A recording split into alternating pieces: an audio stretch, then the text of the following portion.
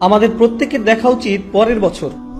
ধরুন এই রমজান থেকে পরের রমজান, রমজান তো শেষ, ধরুন এই ডিসেম্বর থেকে পরের ডিসেম্বর, এই শীতকাল থেকে পরের শীতকাল। কিভাবে আমি একজন ভালো মুসলিম হতে পারি? আমি এখানে 3টা এরিয়া হাইলাইট করব। এখানে যারা লিখছেন শুধু 3টা ক্ষেত্র। আপনি নিজেকে একটা বাস্তবসম্মত উপায়ে যেন বলতে পারেন আমি অন্তত এই 3টা জায়গাতে আগের চেয়ে ভালো এবং উন্নতি করেছি। প্রথমটা হলো ইবাদত। আমার প্রথম চিন্তাই হবে ইবাদত নিয়ে।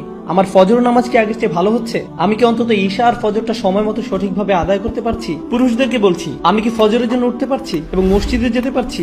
হয়তো এটা প্রতিদিন করতে পারছেন না, কিন্তু এটাকে একটা লক্ষ্য হিসাবে নির্ধারণ করুন। আপনাকে রাতে তাড়াতাড়ি শুয়ে পড়তে হবে। তরুণরা, আমি বলছি আপনি জীবনে কিছুই ঠিকমতো করতে পারবেন না যদি তাড়াতাড়ি না শুয়ে পড়েন। রাতে যে হুক্কা নিয়ে ওইসব উচ্চমার্গীয় কথাবার্তা আপনারা বলেন, সেগুলো এই উম্মাহকে কোনো কিছুতে সক্রিয় করবে না। আমি বলছি ওই সমস্ত গম্ভীর আলোচনা, ভালো ভালো কথা, তারপর আপনারা সকাল 10টায় ঘুম থেকে উঠে ফজর পড়ছেন। আপনার গত রাতের শর্মা আর হুক্কা নিয়ে বিশদ আলোচনা, এই উম্মাহ কি ওগুলোর কারণে জাগবে মনে করেন? ঠিক সময় ঘুমোতে যান, তাড়াতাড়ি উঠুন, ঠিক মতো ফজর পড়ুন, সকালে কোরআন পড়ুন। ইন্না কুরআন আল ফাজরি কানা মাশহুদা। নিয়ম করে ঠিকঠাক মতো কোরআন পড়ুন। আমরা দুনিয়া বদলানোর কথা বলি, কিন্তু আমরা একটা দিনের কার্যক্রমও বদলাতে পারি না। আপনি যদি আপনার দিন বদলাতে পারেন, তাহলে আপনার বছরও বদলাতে পারবেন, আপনার জীবনও বদলাতে পারবেন। আপনাকে আপনার দিন দিয়েই শুরু করতে হবে। ইবাদত অর্থে আপনার সকালটাকে ফলপ্রসূ করতে হবে। ইবাদতের একটা অংশ হলো, আমি বিশেষ করে এখানে তাদের অন্তর্ভুক্ত করব যাদের দূরদর্শিতা আছে। আপনার দূরদর্শিতা, আপনার অনুপ্রেরণা আসবে কোরআনের মাধ্যমে। কোরআন আপনার হৃদয়ে থাকতে হবে।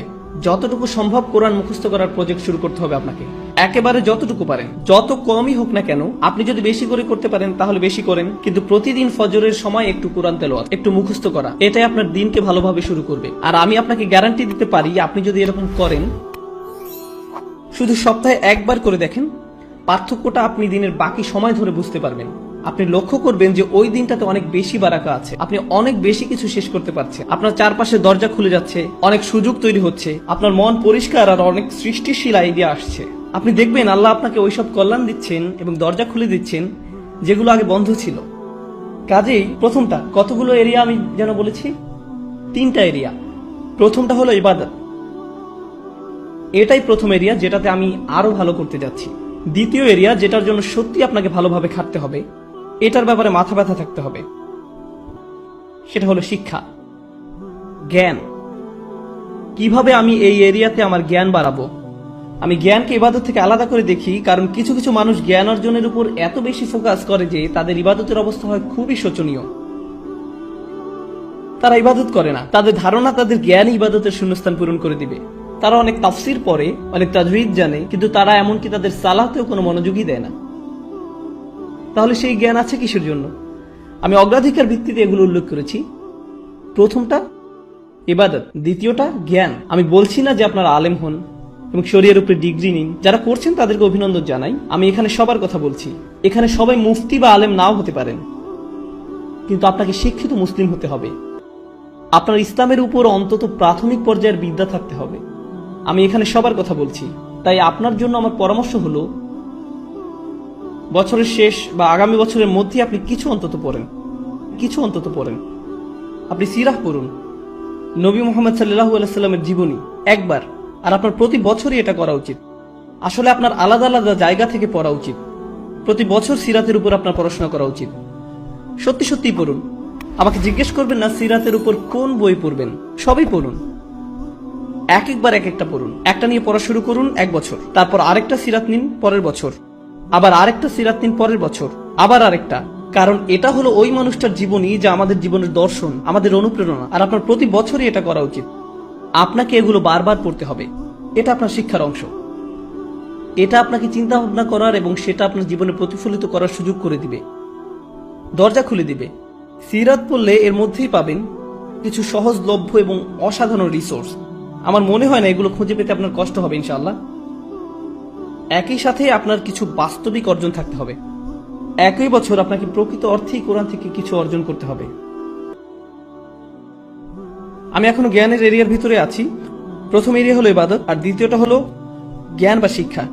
এই এরিয়াতেই আপনাকে কোরআন থেকে কিছু প্রকৃত মুনাফার ক্ষেত্র তৈরি করতে হবে। ধরুন এই বছর আপনি ঠিক করলেন আপনি সূরা কাহফ মুখস্থ করবেন, কাজে এটা একটা লক্ষ্য স্থির করুন। এই বছর আমি সূরা কাহফ মুখস্থ করব। তার মানে হলো আমি এই সূরা মুখস্থ করব, এর অনুবাদ পড়ব, এর তাফসীর পড়ব, এটা শব্দগুলোর অর্থ বুঝব, সূরা কাহফের উপর লেকচারগুলো, প্রবন্ধ, পেপার যাই পাওয়া যায় তার সবই নিব, সবই শেষ করব। আমার জন্য এটাই সূরা কাহফের বছর। পরের বছর হতে পারে সূরা আর রহমানের বছর, তার পরের বছর সূরা বাকারার বছর, কয়েকটা সূরা হতে পারে একই বছরে, কিন্তু প্রতি বছরই আপনি কোরআনের মধ্যে থেকে কিছু না কিছু লাভ করুন। এটা বাস্তব। এটা বলবেন না আমি কোরআন পড়েছি, এটা করবেন না যে কোনো একটা প্যাসেজ নিয়ে পড়া শুরু করলেন। একটা সূরা বা কয়েকটা সূরা নিন, সেগুলোতে ফোকাস করুন। মুসলিম যুবকদের জন্য আমার সবচেয়ে বড় সমালোচনা হলো যে তারা ফোকাস করে না, একটা বিষয়ের উপর ফোকাস করেন। এটা ভালোভাবে বুঝেন, পরে যখন আপনি দেখবেন আপনি বলবেন আলহামদুলিল্লাহ এই বছর আমি আরো একটা সূরা মুখস্থ করেছি, আরো 2টা সূরা মুখস্থ করেছি, আরো 3টা সূরা মুখস্থ করেছি। আর যখন আপনি কোনো একটা সূরা পড়েন শুধু এটার অর্থ মুখস্থ করবেন না। কোনো ছাত্র আমাকে এসে জিজ্ঞেস করে আপনার ধারণা কোনটা বেশি গুরুত্বপূর্ণ, কোরআন বোঝা নাকি মুখস্থ করা? আমি বলি কিভাবে আপনি ভাবেন যে এই দুটো আলাদা? কেন এরকম মনে করেন? আপনি জানেন কেন আমরা কোরআন মুখস্থ করি? যেন আমরা বারবার সেটা বলি। আর যখন আপনি কিছু বারবার বলতে থাকেন তখন সেটা নিয়ে আরো বেশি চিন্তা করার এবং সেটা আপনার কাজে প্রতিফলিত করার ব্যবস্থা করে দেন আল্লাহ। যখন আপনি কোনো কিছু 10 বার বলতে থাকেন তখন আপনি এমন কিছু লক্ষ্য করেন যা আপনি 9 বার বলার সময় করেননি। আল্লাহ আরো অনেক দরজা খুলে দেন। আল্লাহে কোরআনের জন্য এটা খুবই সত্য। যত বেশি আপনি পড়বেন তত বেশি বুঝবেন, আর যত কম পড়বেন তত কম বুঝবেন। এটা অন্য কোনো বইয়ের মতো না। কোরআন বোঝার ভিত্তি হলো কোরআন মুখস্থ করা। আল্লাহ আরো অনেক দরজা খুলে দেন। আল্লাহে কোরআনের জন্য এটা খুবই সত্য। কাজেই যে সূরা আপনি পড়তে ও বুঝতে চাচ্ছেন ভালো হয় সেটা মুখস্থ করে ফেললে। এই দুটো সবার আগে। তো আমি সিরাত নিয়ে বললাম আর কোরআন নিয়ে বললাম। এবার ইলেকটিভ বা নির্বাচক। ধরেন এটা আপনাদের জন্য এই বছরের ইসলামিক সেমিস্টার। এই সেমিস্টারে ঐচ্ছিক কাজে যুক্ত করেন। অন্তত 3 থেকে 4টা দোয়া আপনি পড়লেন, মুখস্থ করলেন, আর সেগুলো আপনার দিনের একটা অংশ হয়ে গেল। নবী সাল্লাল্লাহু আলাইহি সাল্লামের কিছু দোয়া মুখস্থ করা, এটা এক সময় আপনার দিনেরই অংশ হয়ে যাবে। এখন আমি জ্ঞানের সাথে সেটার চর্চার সংযুক্ত করেছি। এ ধরনের জিনিসগুলো আপনি যুক্ত করে নিতে পারেন। আসলে এই 3টা এরিয়া যে আমি বলছি, আমি অন্যগুলো কিন্তু উল্লেখ করিনি। আমি জানি ফিকহ, আকীদা, তাফসীর এগুলোও জ্ঞানের অংশ, কিন্তু আমি শুধু 3টা এরিয়ার কথা বলেছি ইচ্ছা করি, কারণ এই 3টা জিনিসই সরাসরি আপনাকে ভালো মুসলিম করে তুলবে। সাথে সাথে এগুলোর একটা কার্যকরী প্রভাব আপনার উপর পড়বে। আপনার সালাত আগের চেয়ে আরো বেশি ভালো হবে, কারণ আপনি যে কোরআন পড়ছেন সেটা আপনি এখন বুঝেন। নবী সাল্লাল্লাহু আলাইহি সাল্লামের জন্য আপনার ভালোবাসা বাড়ছে, কারণ আপনি তার জীবনী প্রতি বছর পড়ছেন। কাজেই যতবার আপনি সালাওয়াত পড়বেন এটা আরো আন্তরিক হবে। এই সালাওয়াত আপনি আরো গভীরভাবে অনুভব করবেন। দুয়ার জ্ঞান আপনাকে আল্লাহর আরো কাছে নিয়ে আসছে, কারণ এখন আপনি জানেন আপনি তার কাছে কি চাচ্ছেন। এটাই হলো জ্ঞান। তো প্রথমটা ছিল ইবাদত আর দ্বিতীয়টা হলো জ্ঞান। আশা করি আপনারা দেখেছেন কিভাবে আমি এই দুটোকে একীভূত করলাম। যদিও আমি প্রত্যেকটাকে আলাদা রেখেছি, একটা অন্যটাকে সাহায্য করেছে। আপনার জ্ঞান যদি আপনার ইবাদতকে সাহায্য না করে, আমি জানি না সেটা আসলে সত্যিকারের জ্ঞান কিনা। আমি জানি না দিনের ব্যাপারে এটা আসলে সত্যিকারের জ্ঞান কিনা। এরপর আছে তৃতীয় এরিয়া, এটা হলো সার্ভিস বা সেবা। ওইখানে আপনাকে বুঝতে হবে, কিছু সময় ঠিক করে নিতে হবে। সপ্তাহে 1 দিন, হয়তো সাপ্তাহিক ছুটির দিন, কিংবা মাসে 1 বার আপনাকে কিছু সেবামূলক কাজ করতে হবে। মানে মানুষকে সাহায্য করা।